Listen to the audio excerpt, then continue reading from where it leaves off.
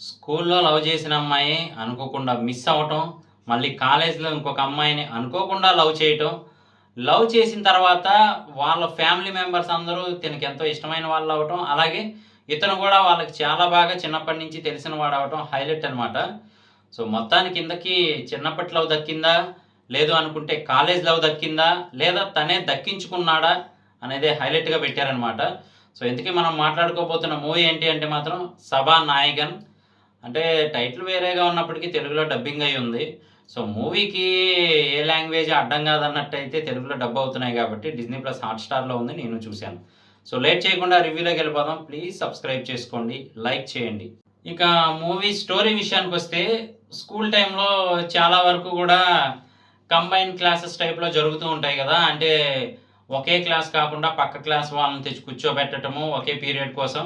So అలా జరుగుతూ ఉంటాయి కదా! సో అలాంటప్పుడు ఏంటి అంటే జనరల్‌గా స్కూల్‌లో పిల్లలు ఏమనుకుంటారు, అరే! అరే! ఆ అమ్మాయి చూడు బావుంది, ఈ అమ్మాయి నాకు ఇలా ఇలా కొంతమంది అనుకుంటూ ఉంటారు కదా బ్యాచ్. సో అలాంటి బ్యాచ్‌తో పాటే ఉంటాడు మన హీరో. ఒక అమ్మాయిని చూస్తాడు, చాలా బావుందని లోపల ఫీల్ అవుతూ ఉంటాడు. అలాగే మిగతా ఫ్రెండ్స్ కూడా ఎవరికి వాళ్ళు సెలెక్ట్ చేసుకుంటూ ఉంటారనమాట. సో ఈలోపు ఆ అమ్మాయి బాగా నచ్చటము, తర్వాత ఆ అమ్మాయికి ప్రపోజ్ చేయడానికి ఇతని దగ్గర అంత ధైర్యం సరిపోకపోవడం జరుగుతూ ఉంటుంది. కానీ ఫ్రెండ్స్ మాత్రం సాయం చేస్తా ఉంటారు. సో ఫ్రెండ్స్ సాయం చేసినప్పటికీ ప్రతి బ్యాచ్‌లో ఒక ఫ్రెండ్ ఉంటాడు కదా! ఏరా నా కోసం ఇది కూడా చేయవా? ఇంతేనా మన ఫ్రెండ్‌షిప్ అనే టైప్‌లో ప్రతి ఒక్కరికి ఉంటారు కదా! సో అలా అయితే ఉంటాడనమాట ఫ్రెండ్. ఈయన కరెక్ట్‌గా ఎళ్లి మాట్లాడి సెట్ అవుద్ది ఈ రోజుతో అనుకునే టయానికి ఇతను లవ్ ఫెయిల్ అయిందని చెప్పి అతన్ని లాక్కెళ్తాడు.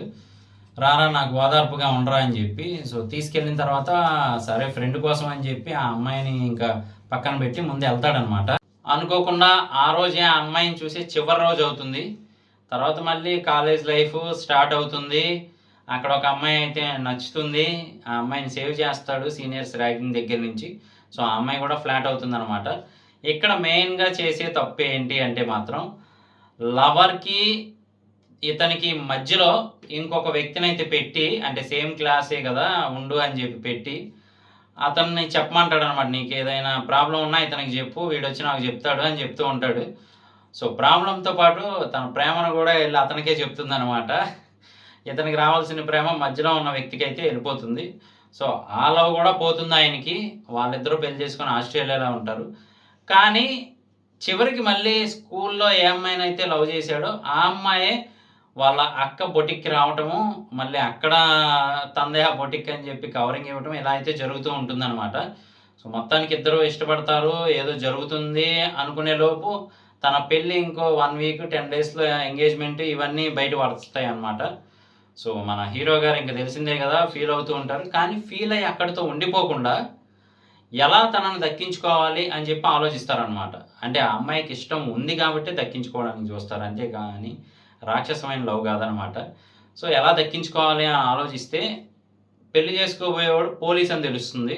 సో పోలీస్ ముందు తెలిసిందే కదా! పిచ్చి పిచ్చి ఆశలేస్తే మాకు క్లియర్‌గా తీసేస్తారని అర్థం చేసుకొని సైలెంట్‌గా తాగిన వాళ్ళ నటించి ఆ పోలీస్‌తో పాటే వెళ్ళి తన జీప్‌లో అరెస్ట్ చేయించుకొని వెళ్ళి అప్పుడు నెమ్మదిగా తన లవ్ స్టోరీ ఇది అన్నట్టయితే చెప్తూ ఉంటాడనమాట.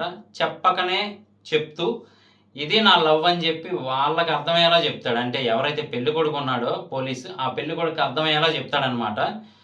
సో వెంటనే తినకు అర్థమవుతుంది. ఆహా! వీడనమాట లవ్ చేస్తుంది అని చెప్పి. కాకపోతే మధ్యలో ఆపేయాల్సొస్తుంది స్టోరీ. అప్పుడు వెంటనే ఆ పోలీస్‌కి అర్థమయ్యి వాడు చెప్పింది ఇప్పటిదాకా ఆడి స్టోరీయే అని చెప్తారనమాట. సో ఇది మొత్తానికి మూవీ అయితే మాత్రం. మొత్తానికి లవ్ చేసిన అమ్మాయినైతే దక్కించుకుంటాడు. కాకపోతే ఆ మధ్యలో జరిగేదంతా కూడా ఇంట్రెస్టింగ్‌గా పెట్టారు. మూవీ స్టార్టింగ్‌లో మనకి కొంచెం బోరింగ్‌గా అనిపిస్తుంది. 5-10 మినిట్స్. కానీ మూవీ ముందుకెళ్ళే కొద్దీ కూడా చాలా ఎంటర్‌టైనింగ్‌గా అయితే ఉందనమాట. చూడకపోతే ఒకసారి చూడడానికి ట్రై చేయండి. చాలా బాగుంది మూవీ. సో తన స్కూల్ లవ్‌ని ఎలా దక్కించుకున్నాడు, కాలేజ్ లవ్‌ని ఎలా జార విడుచుకున్నాడు.